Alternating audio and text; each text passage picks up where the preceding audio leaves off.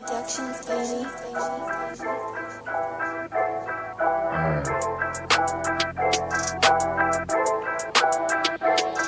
Yeah, it's the underground. It's the underground. It's the underground. It's the underground. You better pass.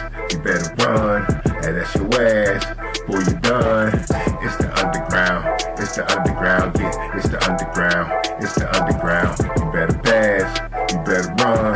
And that's your ass. Boy, you done. Move the sticks. First down. You better not step out of bounds. You don't really want it, but you really need it. It's the underground, man, we undefeated. Michael Jackson couldn't beat it, fourth down, couldn't reach it, man, your squad about to lose it. Go ahead and face the music, flip a coin, you still lost. Pay the cost to beat the balls, turn your motherfucking lights off. Yeah, CTE, these niggas can't see me. Got your head fucked up, got the gang locked up, and it's over for your ass. Fourth down, you better pass. You know what it is, you ain't gotta ask. It's the underground, it's the underground, it's the underground, yeah, it's the underground. You better pass. You better run, and that's your ass. Boy, you done. It's the underground. It's the underground. Yeah, it's the underground. It's the underground. You better pass. You better run, and that's your ass. Boy, you done. Yeah, you know what it is, baby. How many times I got to say it? We live all the time. Call into the show. You know what it is, baby. Ow. It's the Underground Sports Show, baby. Best sports show in your city, in my city. Like I said, call into the show 412-407-2744. Talk your sports, talk your shit. Cause that's what we do around here, baby. Ow. Big time college football this Labor Day weekend. You know what I'm saying? Hope you got your labor on, or yeah, non-labor on, whatever one you need to do. You know what I'm saying? I got mine. You know what I'm saying? So it is what it is. Hey, I appreciate y'all coming out. You know what I'm saying? If you in the chat, shout me out. Let me know you in the house. Ow. Once again. Yeah. It's the Underground Sports Show, baby. It's the underground. Yeah. Hey, man. Like I said, once again, appreciate y'all showing up, man. If you're new to the channel, subscribe. Make sure you hit the notification bell. You know what I'm saying? If you like what you hear, hit the like button. You know what I'm saying? It's really that easy, man. It's really that easy. All right, let's bust up into it. Into my icebreaker. You know how I get down, man. Put something that's out there in the regular news, not sports news, but spin it back to sports. But this one really ain't that difficult to do because it really do got something to do with sports, but it's something that shouldn't have happened outside of the white lines. You know what I'm saying? So title of the story is FSU football player shot hospitalized one day after team's victory over Alabama. A Florida State University freshman linebacker was shot and critically wounded Sunday night while visiting family in Havana, Florida. Just one day after the team's stunning victory over the University of Alabama. Ethan Pritchard was found by Gadsden County Sheriff deputies near Havana Heights Apartments, authorities said. He was rushed to the local hospital where he remained in critical but stable condition in intensive care unit. Damn, not good for Ethan Pritchard, man. The shooting came a day after Florida State's historic 31-17 upset over number 8 Alabama on Saturday. The win marked Alabama's first non-conference regular season road loss in the last 20 years. Pritchard's family is thankful for the support from so many people as well as the care from first responders and medical professionals. The family has requested privacy as Pritchard recovers. Damn. Now, Pritchard did not play in the game. He's just a freshman, a true freshman. So, you know, he didn't get in the game, but still, man, this gotta hurt the team right here. This gotta be very, what's the word I'm gonna look for? Distracting of the victory that they just had. It kind of like all the fun that they was having, and then to wake up the next morning and hear that your homeboy was shot, no matter if he's dead or not, that kind of takes the luster off of the big victory that they had. You know what I mean? And it should. But Florida State played great on Saturday, but nobody wants to hear about Ethan Pritchard getting shot, man. And I mean, like, they're visiting family, that's all you was doing, and, you know, you get shot. It's just so unfortunate today in this world how things like this happen, man. And it's always the good ones that seem like a lot too. Somebody trying to do something with themselves. So unfortunately, he was shot. Glad to hear that the man hasn't passed away, critical condition, but he's probably a strong young man. Hopefully he'll be able to fight through this and get back on the football field. That's the scary part about it. They really didn't, guys like that have a dream of playing football, dream of going to the NFL, dream of playing D1 football, and something like this happens. You just never know where he was shot or what's going to be his condition, and will he ever be able to play football again? So hopefully it's okay.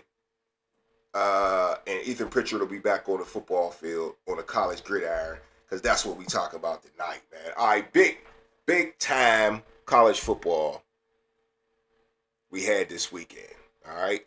But I don't want to skip my other little icebreaker, which is my question of the day. Does Aaron Rodgers have any John Elway in him, all right? And I'm going to just let that brew for a minute right there and pick on your NFL history and see if you know what I'm talking about. You know what I'm saying? Hit me in the chat. Let me know if you coordinating what I'm talking about here when it comes to Aaron Rodgers having any John Elway in him, all right? So I'll get to that, my answer about that later.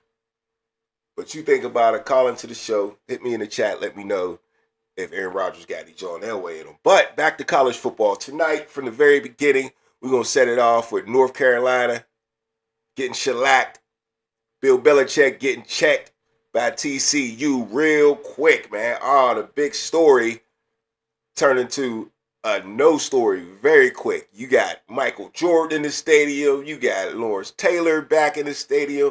You got Julius Peppers on the sideline. Who else did I see up there, man? Somebody else. Anywho, had all the stars come out tonight. Turning out the lights. Pre-game, all for an hour, 2 hours, they talked about Bill Belichick. And they come out there and get shellacked by TCU. Now, what they kept preaching all game is how Bill Belichick turned over the team. 70 players brought in. 70. Do you know how many players that is? I bet they only got maybe 80 dudes on the team. Somewhere in that range. But 70 is way over 50%, probably more than 60, probably about 75% of the team changed over. All brand new, all from new schools. And to me, that makes no sense at all. Now, I know what it is. The rules allow that these days for you to get all these transfer dues and all that stuff like that. But a team is a team. And you got to have people coming back that know each other and been working together. You got 70 new dudes. You ain't got no team.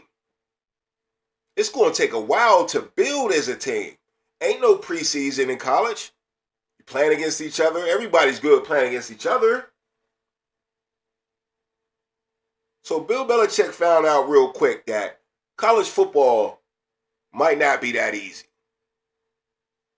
And he might not be the recruit that he think he is. Now, to me, I never really thought Bill Belichick was going to be the big recruiter. Not that he can't get good players, but this is what I mean. He ain't really outgoing like that, in your face, and saying catchy things like a Deion Sanders would say to your parents. Okay? If you want to play for Bill Belichick, you just got to know his history, and you got to believe this guy's so good, he's going to make me a better player. But he ain't going to finesse you with his words. We all know that about Bill Belichick. He talks very minimal. So, him being this great recruiter, that just ain't him. So to bring in the 70 players and not being the greatest type of recruiter, it's not matching up to me. So anyway, Bill Belichick got checked. There's only been 3 coaches that have been able to win championships on both sides. They mentioned this during the game too. Talked about it a couple shows ago when I was highlighting this game coming up because I thought it was going to be good. I ain't going to front. course, those three coaches are Pete Carroll, Barry Switzer, he was the Cowboys coach, and Jimmy Johnson was the other Cowboys coach that did it. But the difference between them and Bill Belichick is that they went from college to pro. Okay? They went from college to pro and won a championship, them both. Bill Belichick is trying to go in reverse, which I don't know if it's going to work the same. He's definitely not off to a good start, y'all. We can all see that. What's the score at this point? It's 34-7 last time I checked. 41-14. Smacking them. They got another. They scored again though. So we gonna find out, what they gonna heart check them. You know what I'm saying? Check their heart. We'll check their heart. It looked like they put a new quarterback in the game because they got Max Johnson as 7 for 8 and 1 TD. Yeah, I guess I missed that just that quick. They put the backup in. And all of a sudden, he goes 7 for 8 for 81 yards. Maybe Bill Belichick did find something. But Bill Belichick's known as a defensive guy. And this is my last on Belichick, and we're going to move on. He's known as a defensive guy, and quarterback threw for 247 yards, a touchdown, and running back got 111 yards on 10 carries. Receiver got 8 for 103. And look, ain't looking good for Belichick. It's just that simple. All right, the other big game in college football that was also lackluster when it comes to expectations, because this weekend was all about big expectations. Arch Manning. Come on, Arch. Or I should say, come on, media. Come on, believers. If y'all believed in Arch Manning that much that he should have been the Heisman Trophy top candidate, that he should be his team as the quarterback should be ranked number 1 in the nation, even though he never played a game before? That's crazy to me. And we all know, no matter if it's NFL or college football, it's all about the quarterback. The better your quarterback, the more experienced your quarterback, the better your team, the better chance your team has to win. It doesn't mean your team's going to be good, but if you get a good quarterback, you got a way better chance to win, and especially a championship, especially a big game. And that was a huge game. Now, the defense for Texas stood up. They only gave up 14 points to Ohio State, which they know how to score too. They also had a Heisman Trophy candidate on the other side who looked like trash too. It wasn't only Arch. Jeremiah Smith at least dropped 3 balls. And that's who I thought was going to win the Heisman this year. Now, it ain't over for Jeremiah Smith. Of course, it ain't over for Arch Manning, but definitely ain't look good at all. At all. Arch Manning wound up with 170 yards, 1 TD and 1 pick. Pick was pretty ugly. And Ohio State really didn't do much on offense neither, man. Number 1 receiver, had 2 receptions for 49 yards. That means my boy Jeremiah Smith had less than that. He didn't do shit. Like I said, I seen him drop 3 passes. I was in and out of the game, but yeah, I seen him drop 3 passes alone. You ain't supposed to be the number 1 receiver in the nation and dropping passes on this level of ball when you got all the confidence in the world. But yeah, Ohio State did stand up. Let's talk about them for a minute. They were number 3 in the country. And Penn State was number 2 in the country. They handled their business. Who did Penn State play? I can't even remember. Anyway, Penn State handled their business. But was it enough for Ohio State not to skip over them? Because I got a feeling they played Nevada. They won 46-11. And I just got this feeling Ohio State is going to jump over them. Now, do they deserve it? That's the question. Do they deserve to jump over them? To me, lightweight, yeah. Why do I say that? Because they beat the number 1 team in the country. But the reason I say lightweight is in the past, that would have been legit. But nowadays, with all these transfers, you got all these new quarterbacks playing for new teams every year, switching around. You got these NIL deals where these dudes want to move around. It is hard to make these preseason predictions when it comes to the top 25. I think they need to get rid of it. And this week was a perfect example of why. You don't know shit. Now, a lot of teams used to stand up, go out there and play cupcake teams at the beginning and be like their little preseason game. But, a lot of money's involved now. These guys are getting paid a lot of money. They're starting to push these big games up to the forefront because people want to see them. And they got to make their money back. You think they just want to give these players money? No, it's an investment. So to get their money back, they pushing these top 10 games up to Labor Day. Cross conferences, yeah, but they pushing them up to Labor Day. And speaking of conference, that's the good thing about these losses the teams like Texas took. You still got a chance to win your conference. So it ain't over for Texas. You win the ACC, you still in a good place. You got the playoffs now. This one loss ain't the end of the world. That's another reason these teams are accepting to play games like this early. But yeah, the old format, Ohio State automatically jumps over Penn State. But Penn State got Drew Aller coming back, both running backs coming back. They have the most experienced team. So to me, with my logic on how you should be picking your top 25, you should be looking at more experience. That's what it's showing right now, especially when it comes to preseason top 25. You ain't playing no preseason games. So the teams like North Carolina that got 70 new players, a team like Ohio State that got a new quarterback, a team that like Texas that got a new quarterback, you don't know what you're going to get. You see the result. The game was 14-7, and it's because of the quarterbacks.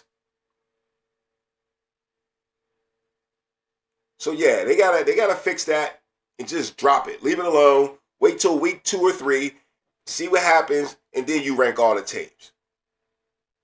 At least your top 25. That's what they need to do, you ask me. All right, on to the next game here. Florida State, FSU, ACC team jumps out on Alabama big time, man, and embarrasses Alabama, man. This is Alabama thing. It's crazy right now. All right? This Alabama thing is crazy. Because this coach is on a hot seat already. What, he been here 2 years? Lost to Vanderbilt last year? He can't have that.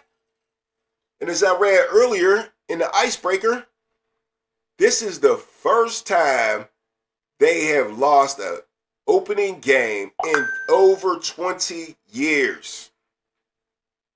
Over 20 years.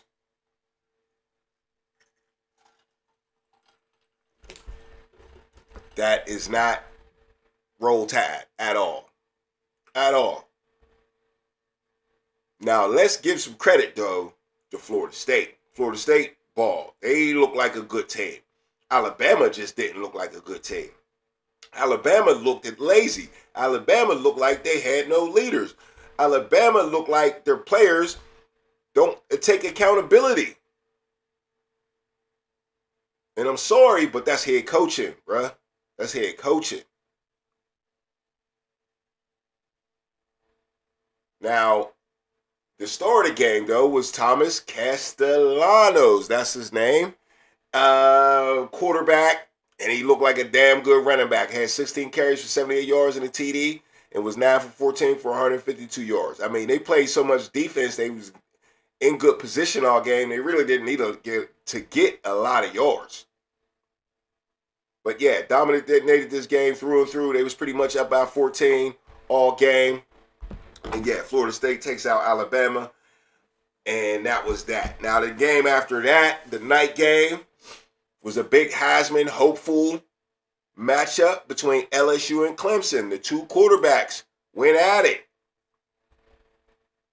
The two quarterbacks went at it in that game, and really, I wasn't really super impressed with either one of them, especially knowing that they were returners to their teams and leaders on their teams. I felt like they was going to put on a better display, but it could have been the result of the two defenses, though. So let's not disrespect LSU and Clemson's defense at all. The defensive battle, 17-10. Once again, the preseason, no preseason type of thing factor comes in. Teams come in a little rusty. You're playing against another good team's defense always is better early. So you almost could have predicted this in a way if I listened to myself, right? 17-10 victory. Now, I did have the LSU Tigers. I feel like Tigers been better at receiver over the years than Clemson. Recent years, at least. And they both had good quarterbacks, so I thought that would be the edge. That really wasn't the edge. The edge was that LSU had a better defense. And if you're going to be a Heisman hopeful at quarterback, you can't go out there and score 10 points against a team that you're not even, that's not supposed to be better than you. Clemson Tigers was fourth in the nation. I'm sorry, yeah. And I almost got it mixed up because the LSU's the Tigers too. They were number 9 in the nation. So yeah, I was already leaning towards LSU. But these two dudes really didn't impress me for the Heisman either. All right? But a guy who did in this next game, the Crooks versus Criminals game, which came on Sunday night, which felt weird, college football on Sunday night, but it was Crooks versus Criminals, so, two teams that put a lot of pros into the NFL. And if you don't know who Crooks versus Criminals is, that's Miami versus, I keep saying Crooks versus Criminals. It's Catholics versus Criminals. What the fuck? Anyway, Catholics versus Criminals. If you don't know who the Criminals are, that's Miami. And if you don't know who the Catholics are, that's Notre Dame. Now, in the history, they played a classic game against each other back in the day in the Warren Sapp days and the glory days of Miami. Those were the glory days of Notre Dame, too. And one thing I want to say about Notre Dame is, and before I say that, hold on, the score was, where's it at? Okay. Score was 24-27. It was an exciting game. What I will say about Notre Dame is they just can't get back to their form at all. Every time they try, every time they get there, get close, they lose. They lose in the championship last year. They lost when Manti Te'o and them boys was there in the championship. They every time they're in a big game, they lose. They lose. And every year I come out trusting Notre Dame. Because they be having squad. They be having a decent squad, man. Every year I trust Notre Dame. And they disappoint me every year. Now, I did not pick them this game here. I was going with Carson Beck. Thinking that Carson Beck, experienced quarterback, here we go again. That's what you got to look for in college football. I don't know what these dudes is ranking these teams as without experienced quarterbacks. But once again, Notre Dame was ranked 6th with a freshman quarterback. But the Miami Hurricanes were ranked number 10 with an experienced quarterback that just transferred from Georgia out of all places. The SEC. The Big Bulldogs. So make that make sense. Why is Notre Dame number 6 over the Hurricanes? When the Hurricanes got talent, Carson Beck's a good quarterback. He transfers there, and he makes it happen in his first game. Drives down the field, kick a winning field goal, and that was that. That was that. Now, C.J. Carr, who's the freshman from Notre Dame, was 19 for 30, 221 yards, 2 TDs, and an interception. Carson Beck, almost identical. 20 for 31, 205, two TDs, but no interception. So Miami wins by 3 points. Y'all tell me the difference in the game. Sounds like to me it was the interception. I don't know. Maybe I'm tripping. If I'm tripping, I'm tripping. Now let's move on, man. Let's move on to some HBCU. Like I said, big college week, man. You like the show, man? Hit the like button. It's the only donation I'm asking for. If you up in here in the chat, shout me out and call into the show, man. Say something wrong, or if you know something I don't know, let me know. 412-407-2744. You know what I'm saying? It's the Underground Sports Show.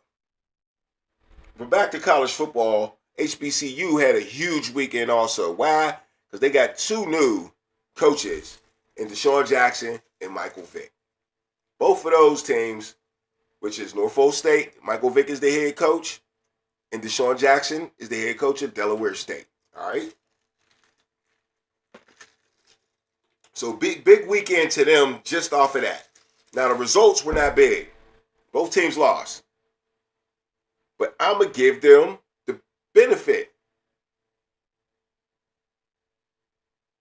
I'm going to give them a benefit because Michael Vick, they playing Townsend. And Townsend ain't a bad school. FCS school, yeah. But always known to be in it. Townsend, you watch the game. They was on ESPNU. Much bigger than Norfolk State. You can see that. But Norfolk State was brave, bro. They was in the game. The whole game. The whole game. Until the end. They scored 14 unanswered in the fourth quarter and made it look like they wasn't in the game. Wound up being 27-7.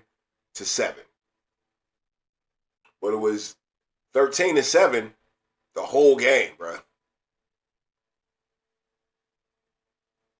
The whole game. They was getting it on. But yeah, I really liked it. Even though Townsend handled them, I really liked Norfolk State. Their quarterback was real good. Okay, Coons, 19 for 27, 219 yards.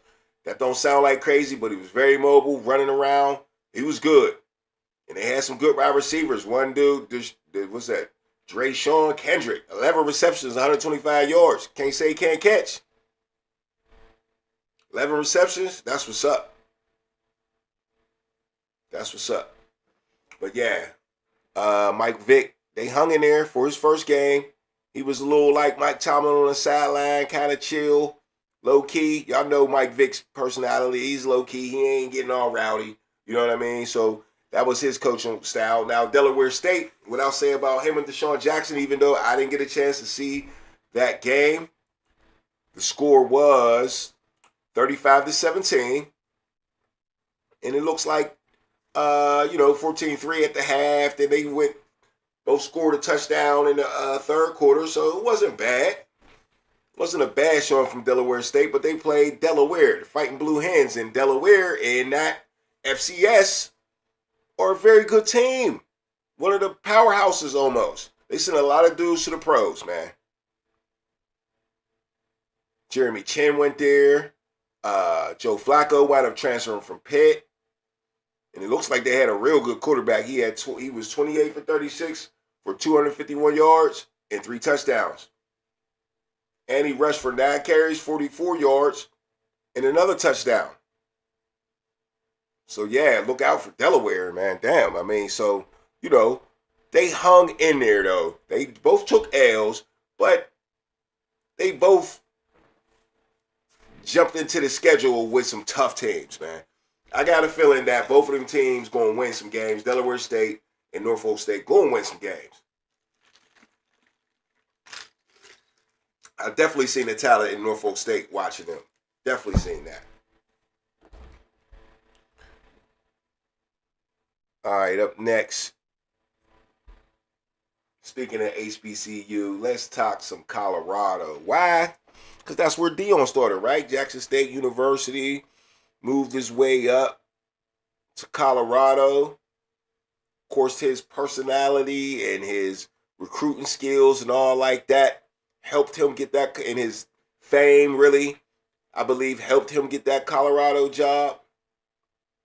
And he did well at Colorado. But my question was, for weeks to come, could he hang in there without his sons on the team? And his stepson on the team, Travis Hunter, the Heisman Trophy winner. And Colorado did not look good on Friday night. It just didn't. And it just seemed like they got the same problems as they always had. They can't dominate the line of scrimmage. And if a team can run, it's over. If a team can push you around, it's over. No matter on offense or defense, if they can push you around, it's over. And most teams push Deion Sanders' Colorado team around.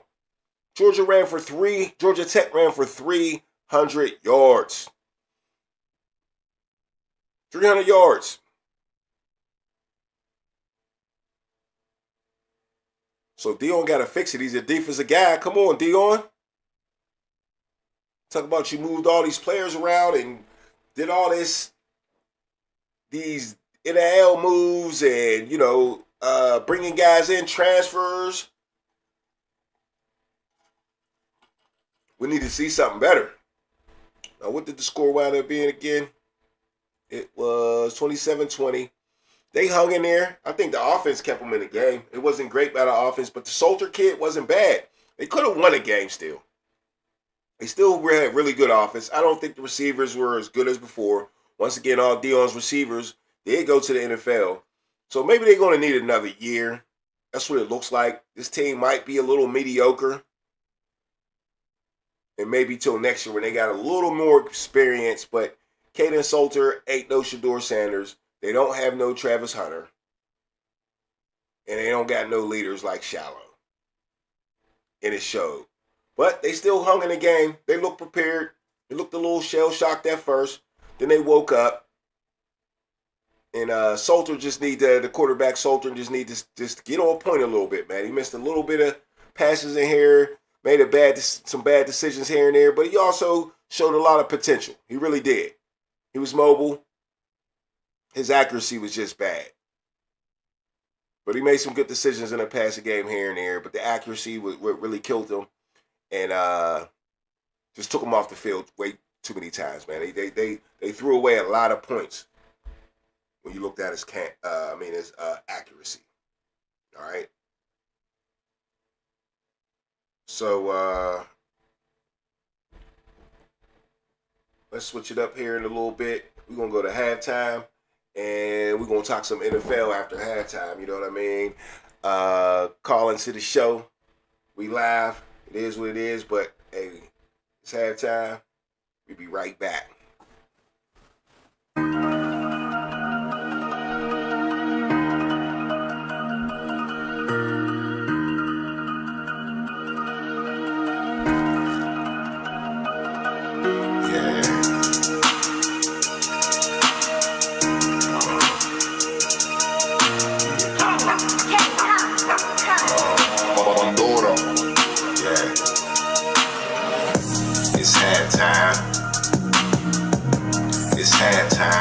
I'll be right back.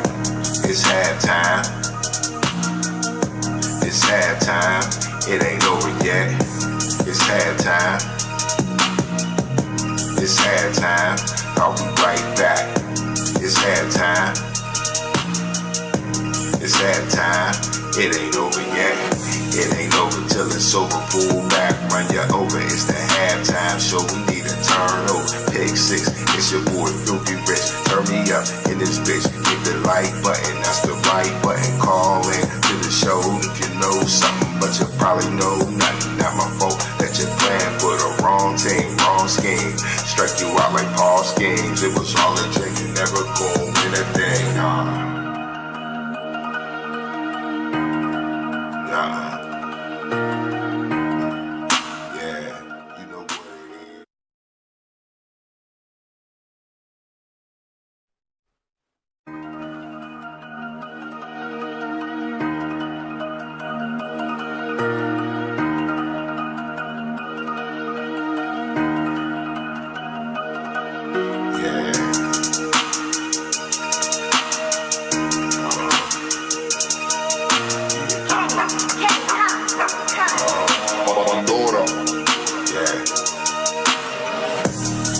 halftime.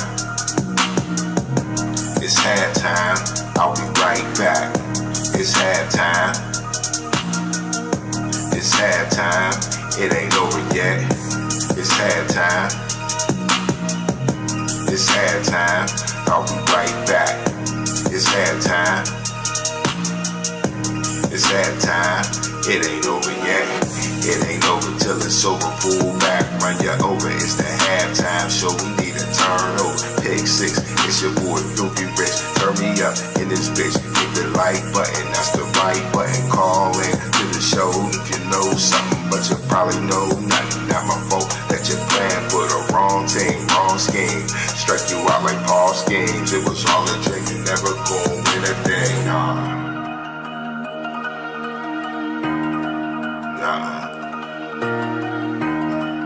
Yeah, you know what it is. It's halftime. It's halftime. I'll be right back. It's halftime. It's halftime. I'll be right back. It's halftime. It's halftime. I'll be right back. It's halftime. It's halftime. It ain't over yet. Yeah, you know what it is. Yeah, that's the halftime show, yo. It's your host, Filthy Rich in the house. You know what I'm saying? Call into the show, tell me what you know. We're gonna get into some NFL. I got one more college thing for you real quick though, but we then went into get into some NFL real quick. Because that's what we do here on the Underground, baby. Next show is going to be the first week of football, baby. Sunday, next Sunday. No, this Sunday coming up. I can't wait for that. But we won't be late night no more. We'll be on Sunday morning pregame show, baby. That's what we're going to turn up for sure. Now, yeah. It's the Underground.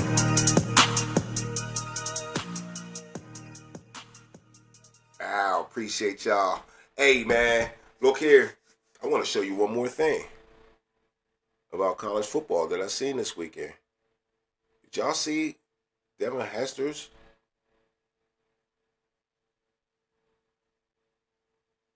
son? Didn't know.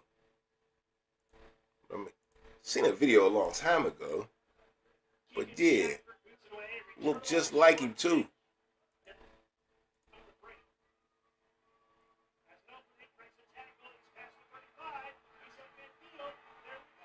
Look at the stride.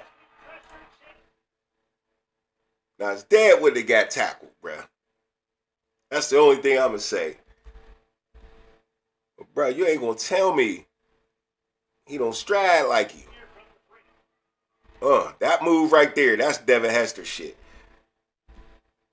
That's the Devin Hester shit right there. That little fake, I'm gonna go this way and then slide to the other way. He gonna fake like that. He like he ain't even looking over there, but he see the hole already. Skirt. Smooth with it.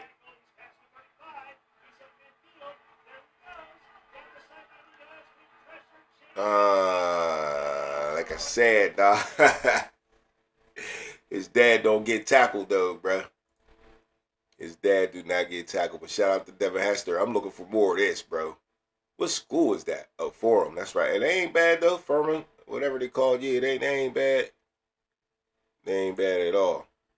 But yeah, let's get to this question of the day, man. Do Aaron Rodgers have any John Elway in him? And what am I talking about? What the hell is Rich talking about? Well, if you know your history, you know John Elway was a loser. A big-time loser. When it comes to Super Bowls, at least. Now, John Elway's a back-to-back Super Bowl champion. But he lost 3 Super Bowls before that. And I want to say at least 2 championship games, if I can recall right. So the point I'm making is, compare him to Aaron Rodgers.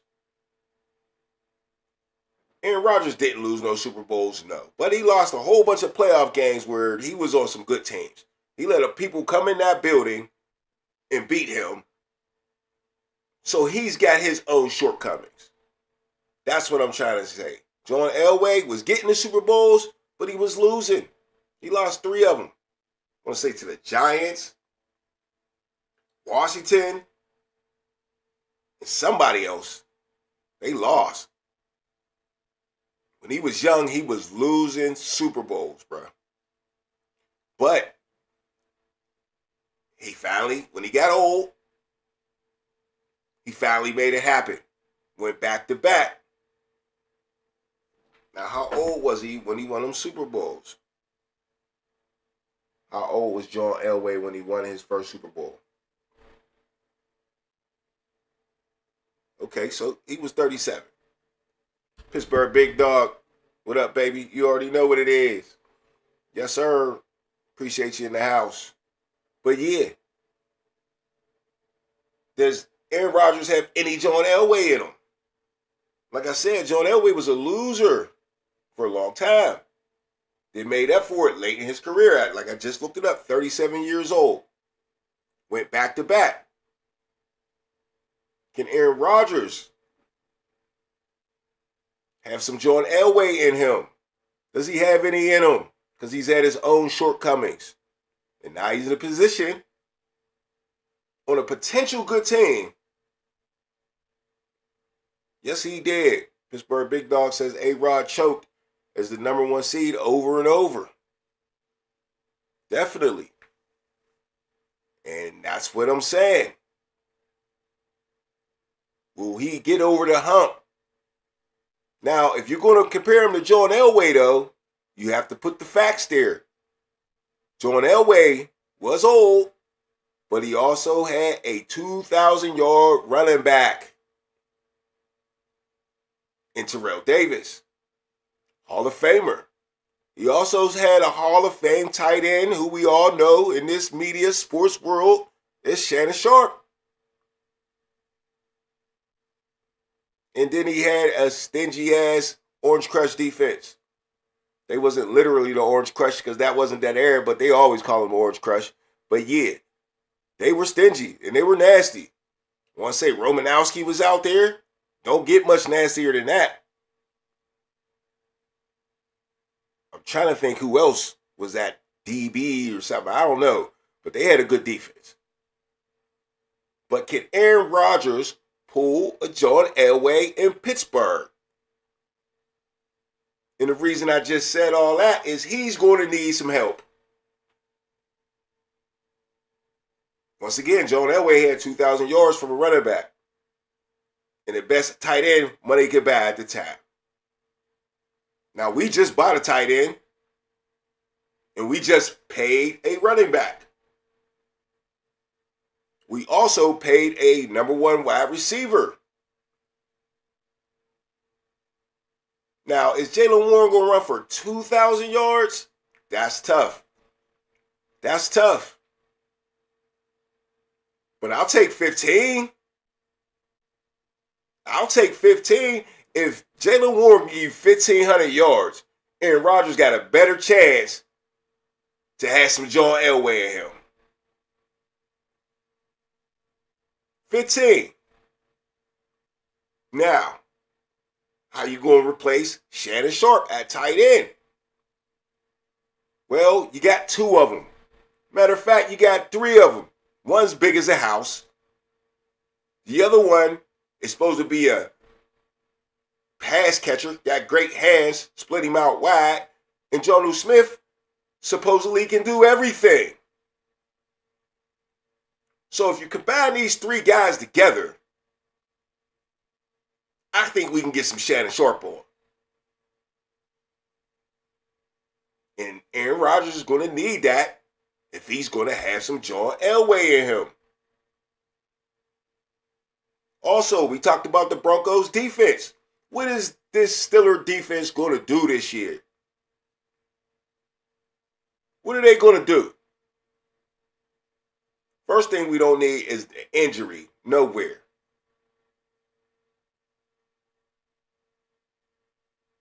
And we got to lock the run game down. You want to win the Super Bowl with that Steeler 3-4 defense, you have to shut the run game down. You must make teams one-dimensional. You must.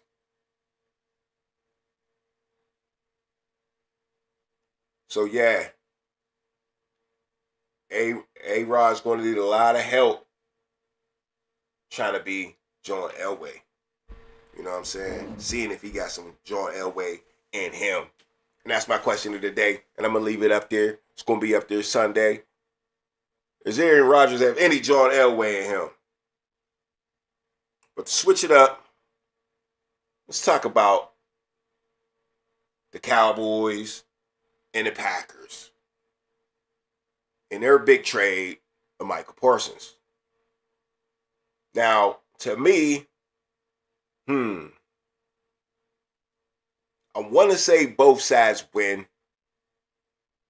but part of that Cowboy side is losing. The fans is losing. The fans are miserable. Miserable.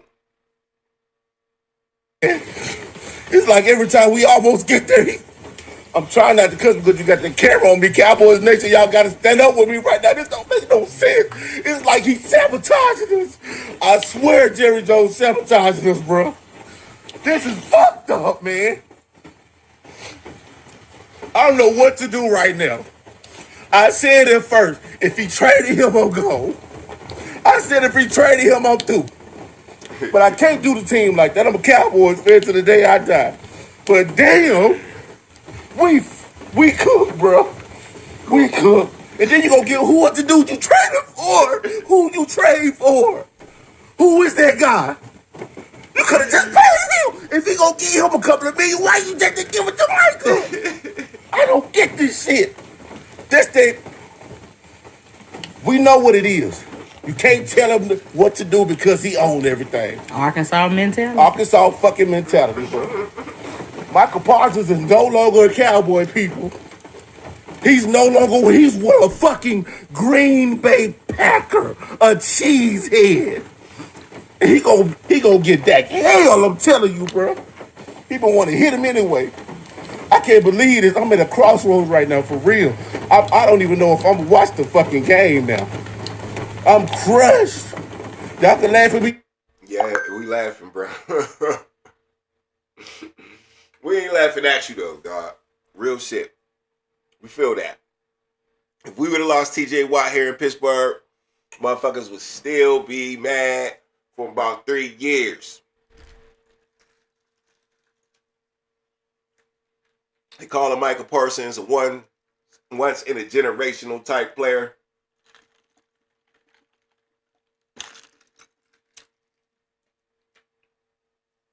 Maybe not.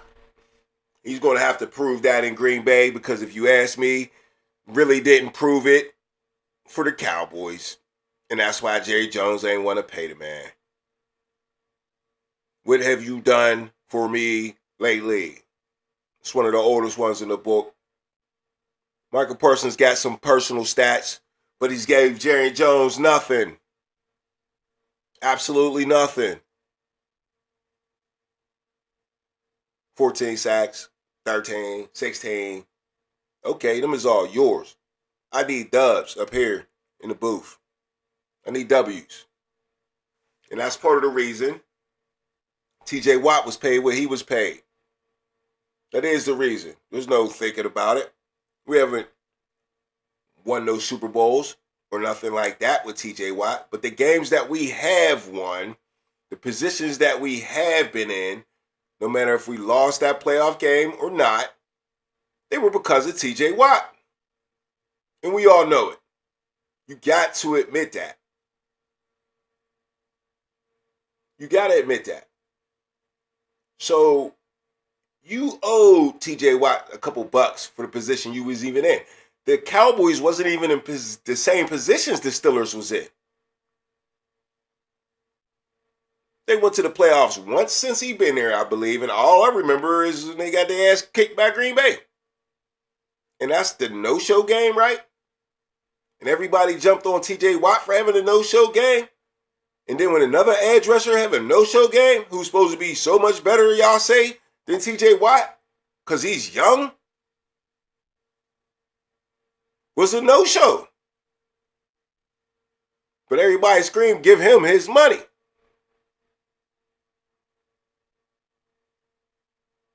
Except for Jerry Jones. Jerry Jones didn't totally disrespect Michael Parsons, though. He threw him a bone. He threw him some cheese. There was some, what he called him, the most guaranteed player or whatever like that. Money, guaranteed, highest guaranteed player he was going to make him. But Michael wanted to be the highest paid defender in the league, and Jerry Jones just didn't feel like he needed to do that. Pittsburgh Big Dog says only Reggie Wright has done what Parsons has done in his first 4 years. 12 sacks all 4 years. Yeah, and that's all good. I believe Michael Parsons is a beast. I'm a fan. I was a fan at Penn State. Once you put that 11 on at Penn State, I'm staring at you. And the thing is, those are just personal stats, though. That does nothing for Jerry Jones, and that's why I just had the vibe that Jerry Jones wasn't going to pay that man, and he didn't. Now, in Green Bay, he's getting paid off for expectation. There's two reasons you get paid in this world. Sometimes you get paid off of the shit you done did for somebody. If I hit the lottery, the jackpot tonight, the Powerball tonight, I'm going to break off the people that looked out for me, that did some things for me, that won championships with me in life, that was there when nobody else was there. But there's also a way you can get paid for the futures. You marry a woman or you marry a man, ladies. That's a commitment for the future. You might have to break her off at some point. You know that. Once you sign up paperwork, half of that's hers, bruh. So she get the futures. That's projection, though. You don't know what she's going to turn out to be. But she's beautiful right now, and I'm running with it. That's what Green Bay's thinking. That's why they paid him all that cheese. Because, like I said, what have you done for me lately? Now, Michael Parsons still might be very successful in Green Bay. Believe me, I got Green Bay as one of my fantasy defenses. I'm fucking with it. If I'm Green Bay, I'm moving that dude with every which way. Because you already had a good defense. You was top 5 last year. Good DBs, good defensive line. Was kind of just missing linebackers. That's why they tried with Isaiah Simmons this year. Wound up cutting him, see if they can get somebody. Now, I don't see Micah in coverage, though. A little bit. The flats. But they need to make him more like the LT type. Covering the flats. I wish he was in Pittsburgh. He'd be perfect for that 3-4 outside linebacker. Perfect. Because he can blitz from standing up. Sometimes Cowboys will put him in the middle. I don't think they did that enough. I think Green Bay is going to be able to do that a lot. And I just think they're going to mix it up a little bit better than the Cowboys coaching staff was. So I do think Green Bay's defense is going to be very successful. The difference is he got Jordan Love instead of Dak Prescott, CeeDee Lamb, and George Pickens on the other side of the ball. Now you really probably going to have to be TJ Watt. Now, I'm not saying Green Bay's offense is trash, but Jordan Love be slipping a little bit. You ask me here and there. Kind of struggled a little bit. That's why their record was 11-6 last year. So it's still up or down for Jordan Love. So we shall see how he handles that. I know they're screaming they don't got no receivers. They did draft one. They brought in another decent guy from TCU, something Williams or something like that. So they trying to get it together. But the Cowboys wasn't all that on offense either. But I think they got a lot more potential with George Pickens. I think Dak Prescott coming back off of lackluster, little injury bug last year too. I think he's going to be better this year. Also heard Micah wasn't great in the locker room. A lot of people. I mean, you heard what Dak Prescott said. He was like, lady asked him a question like, how would it be if, he was still here and it was coming up to week 1? He was like, well, I'm glad he ain't here. I ain't got to answer all the questions.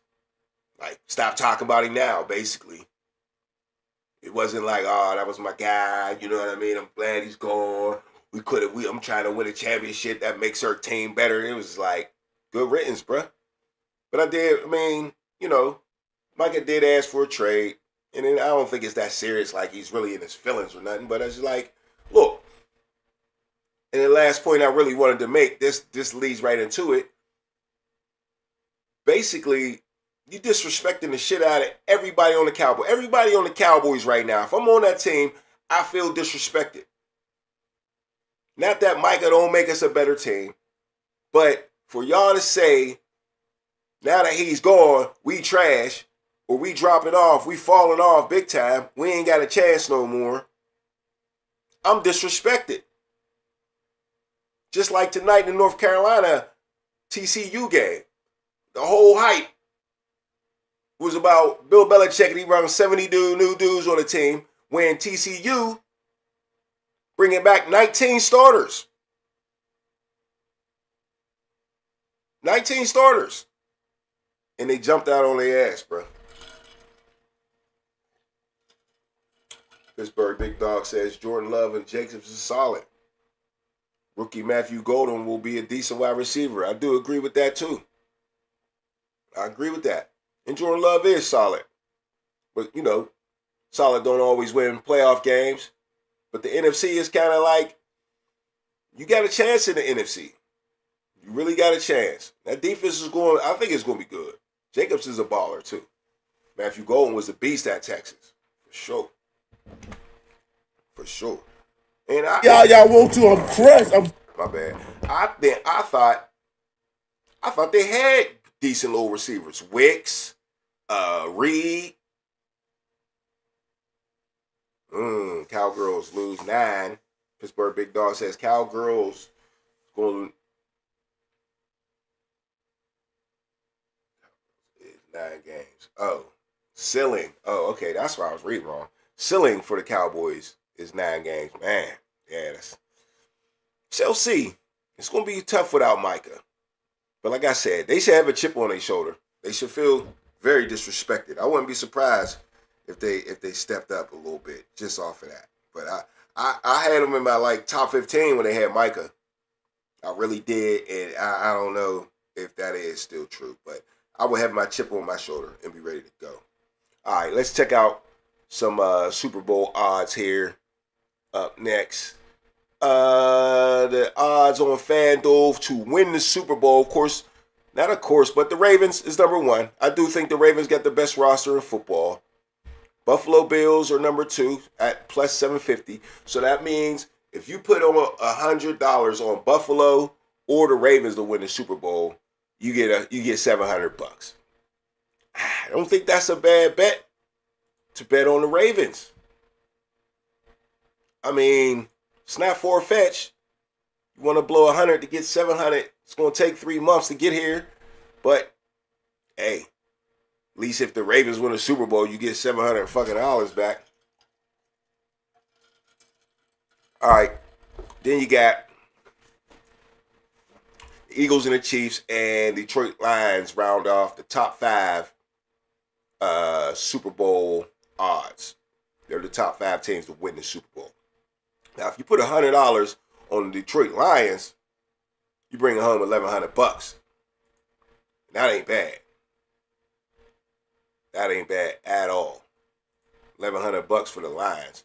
Kansas City, you bring home $800. All right, but the 6 best team, the next 5 though. So the top 5 is to win the Super Bowl is Baltimore. Excuse me. This is according to FanDuel Sportsbook. All right. Baltimore, Buffalo, Philly, Kansas City, Detroit. Top 5. Now, top 10 ends up with Green Bay at 6, San Fran at 7, That's crazy. Commanders at 8, the Rams at 9, and the Bengals at 10. You get $2,000 if the Bengals win the Super Bowl. It's the Bengals in that defense. I think they know something we don't know, maybe. What I know about defense is you can level up at any time, bro. I've seen some bad defenses turn decent. You know, talk shit on me all year, work hard, coaches is working hard. No, this is the type of season you can get fired if you that defensive coordinator. You know what I'm saying? Or it might be somebody that just got the job. I don't know. But, you know, coaching can turn things around too. So you just can't come out and say Cincinnati's defense is automatically trash. They did sign up their pass rusher in Hendrickson. They finally broke him off. But to round off the top 15 teams to win the Super Bowl after that, at 11, you got Minnesota, Houston, Denver Broncos, Tampa Bay at 14, and 15 is the Los Angeles Chargers. Now, I don't know if you want to bet on any of them teams to win the Super Bowl, but you make a decent amount of money. Now, to me, in this 11 through 15, I think the Tampa Bay Buccaneers. Once again, you got the Minnesota Vikings. You got the Minnesota Vikings, the Houston Texans, Denver Broncos, Tampa Bay Buccaneers, and the Los Angeles Chargers. I like Tampa Bay.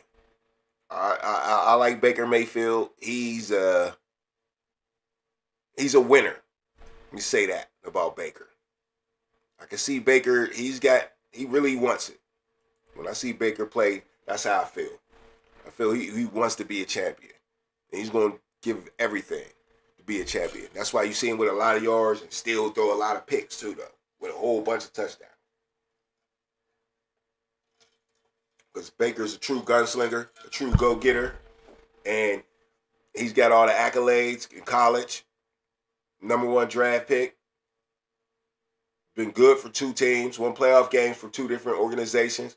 Now he got a home. He's paid well. Starting to get his commercials again. All he needs is that championship now. That's all he could be yearning for. So, yeah, I like Tampa Bay. That was the top 15. Go back again real quick. Baltimore, Buffalo, Eagles, Chiefs, Lions, Packers, 49ers, Commanders, Rams, Bengals round up the top 10. Then you got, now this is odds, Super Bowl winning odds. 11 is Minnesota, 12 is Texans, then Broncos, Buccaneers, and Chargers at 15. Okay, so this is 16. 16 is the Bears, bruh. Chicago Bears. 16 rated team to win the Super Bowl. Bears win the Super Bowl, you get $3,500 off or $100, but I'm not throwing my $100 away. No, I'm not. But after that, it's the Cardinals. It's fucking me up because they still ain't said the Steelers, but the Steelers is next. So it goes Bears at, what is that? 16.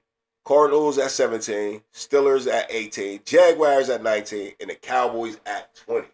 Now, I'm sure Cowboys had to drop a little bit. Cowboys win the Super Bowl this year, you get $6,000 off of $100. Steelers win the Super Bowl this year, you get $5,500 off of $100. Might be a good bet.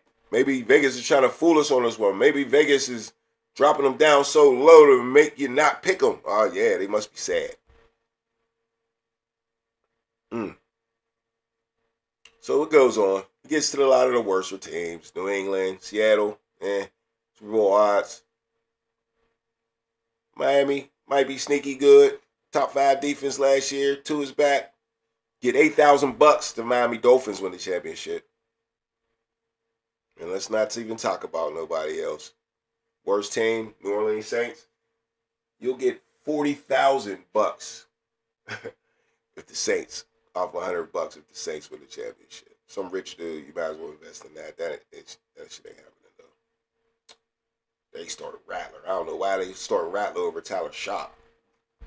I'm not figuring that part out. but that's a whole nother part of the show. All right, well, that's the Super Bowl odds this year. Like I said, not a bad bet. Ravens, get you $800 real quick off 100. Steelers, get you 5,500. Even if you only put 50 on it, you get 25. That ain't a bad day. Your team win and you win. You ain't gonna think about that $100 by the time the Super Bowl get here. All right.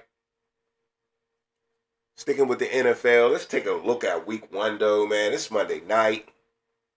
Thursday night's coming up, and that's when the week begins. We just talked Cowgirls, and they play the Schmeagles. They play the Schmeagles on motherfucking Thursday night. Cowboys versus Eagles, baby. Cowboys versus Eagles. Now they're gonna have to use that disrespect chip on their shoulder to get past this one. Because it's ring night for the Eagles. It's banner night. It's celebration night. You know it's a packed house. You know how Philly people is. Oh, they throwing it in your face. Cowboys. You miss Micah Parsons already. You suck. Y'all ain't shit now. Your owner's dumb as hell. They saying everything ignorant they could say to the motherfucking Cowboys. So yeah, pressure bust pipes though. What the Cowboys gonna do? I know CeeDee Lamb and George Pickens, they're gonna love that situation. They're gonna love it. So I expect them to show up. They've been tweaking all offseason to show that they that dynamic duo. I got a little bit of faith. I ain't gonna lie. Because I like Dak Prescott a little bit. He gonna get the ball around. He just can't make the mistake he be making. But he gets the ball around. Got a tight end who y'all just can't pay, Jake Ferguson. Jamal Williams should be able to fill in that running back. So I think they are right on offense. They should be able to play with the Eagles. It's the defense that's scaring everybody without Micah. And them is the boys that should have the chip on their shoulder. Whoever's playing for the Cowboys right now on defense, hey, you got to sell out, dog. You got to sell out. One thing I know, they got good DBs. They should be able to cover decent. You just got to find a way to stop Saquon. Can't let Saquon had a field day on Thursday night. Or it's a wrap for y'all Cowboys.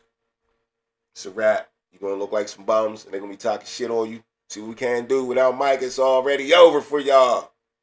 So don't let that shit happen, Cowboys. Because I don't like the Eagles. I don't like the Eagles. I like the Cowboys neither, but they should feel disrespected. All right. And then on Friday night, first NFL game ever streamed live on YouTube for free. Kansas City Chiefs play the Los Angeles Chargers in Brazil. Friday night, taking over on YouTube. Fuck high school. Let's just be greedy. And you're going to watch it. Because I am. I'm going to find some high school to watch too, though. I don't know what time that game starts. Let's check it out. Hopefully it's 9. I'll take 9:30 for real. 8 o'clock. You suck. Can't even give me 8:20. All right, so that's Friday night at 8 o'clock. They really jamming up the high school people. Lose a lot of ratings like that. But get your phone. It's free on YouTube. Hey, free to the whole world on YouTube. Now, YouTube gonna make that cheese off them commercials, though. But that's why they did it. But yeah, to talk about the game, Kansas City and a new foe, the Chargers. Everybody think the Chargers can fuck with Kansas City. Now, Rashee Rice is suspended already. But that's okay, because the Chargers know how to win. I think they need to find out who the other receivers is going to be anyway. Get them in the groove. See if Kelsey ain't a senior citizen. See if he ain't busting too many nuts. Fucking with Taylor Swift, that he ain't got the juice no more.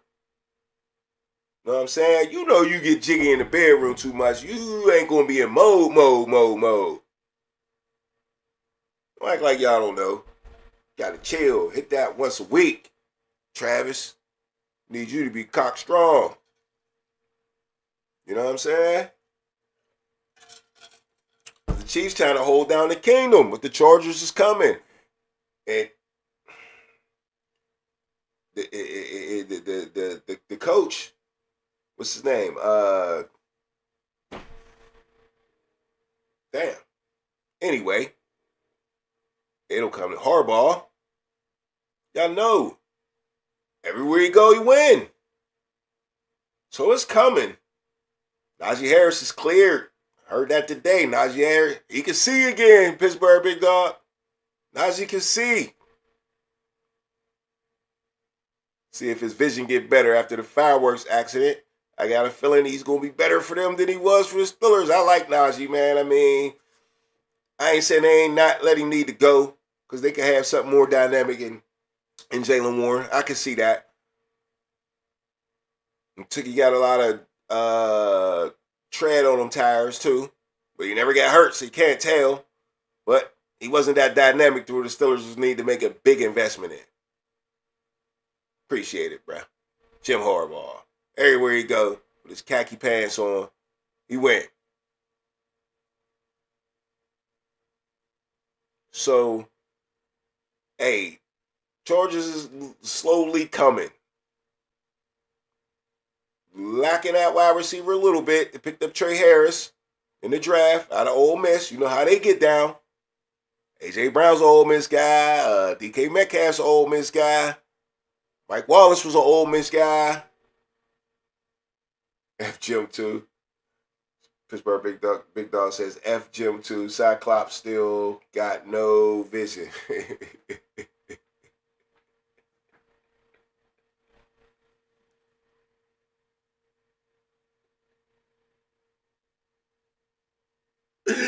Hey yo. Hey, yo, you got me on that one. He said he called him Cyclops. Hey, yo, I gotta use that. That's funny. He called Najee Harris Cyclops.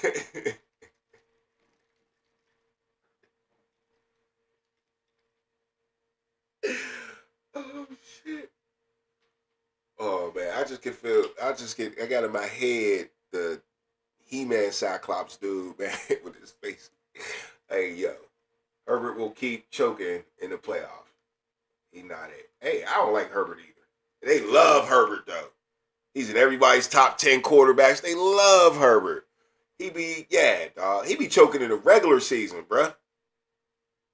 But he got a gun. He can run. Dudes be out there dropping his passes, too. But he has some talent over the year. Chargers, they move the ball around. They can score. They let J.K. Dobbins out of there. Who's they running back now? Oh, well, yeah. We just Najee and Omarion Hampton. They picked him up. That's right. That's the big guy. We shall see. I think they'll split carries, though. But anyway, Chargers come to prove themselves in Brazil, neutral. They can get a quick lead on the division. Maybe they can make Chargers feel old. My question all offseason, I mean, not the Chargers feel old, but the Chiefs feel old. My question all offseason was, are the Chiefs finally going to have a Super Bowl hangover? They skipped it last time. They lost to Tampa Bay. They came right back. Well, they did lose to Cincinnati, but I mean, it ain't like they fell off. Still went to the AFC Championship.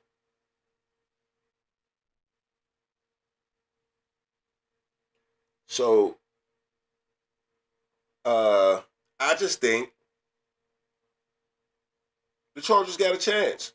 And the Chiefs got to hold it down, man. I mean, this could be a very pivotal game, week 1. Divisional, Super Bowl hangover thoughts. I think, Rasheed Rice suspended. Travis Kelce getting old. So see. But that's up to the Chargers, man. That's up to the Chargers. Yeah, Pittsburgh Big Dog said Memorial Hampton. Yeah. I was brain farting for a minute. I'm bad with names though, man. But that Cyclops shit is hilarious. Hilarious. Najee Harris going at least what? He gonna have at least what? He gonna have 700 yards this year. 750. I'm pressing it up. He gonna have 750 yards at least. He gonna have this year. My man Najee. But all right, Pittsburgh Big Dog, the rest of the people out there watching the show, I appreciate it. You know what I'm saying? We're going to get out of here, man. It's the Underground Sports Show, man. I'll be back Sunday, man. Sunday pregame show, finally. Yeah, it's the Underground. It's the underground. It's the underground. It's the underground. It's the underground. You better pass. You better run. And that's your ass. Boy, you done. It's the underground. It's the underground. Yeah, it's the underground. It's the underground. You better pass. You better run. And that's your ass. Boy, you done. Move the sticks. First down. You better not step out of bounds. You don't really want it, but you really need it. It's the underground, man, we undefeated. Michael Jackson couldn't beat it, fourth down, couldn't reach it, man, your squad about to lose it. Go ahead and face the music, flip the coin, you still lost. Pay the cost to beat the bars, turn your motherfucking lights off. Yeah, CTE, these niggas can't see me. Got your head fucked up, got the gang locked up, and it's over for your ass. Fourth down, you better pass. You know what it is, you ain't gotta ask. It's the underground, it's the underground, it's the underground, yeah, it's the underground. You better pass, you better run, and that's your ass. Boy, you done. It's the underground, it's the underground, yeah, it's the underground, it's the underground. You better pass, you better run, and that's your ass. Boy, you done.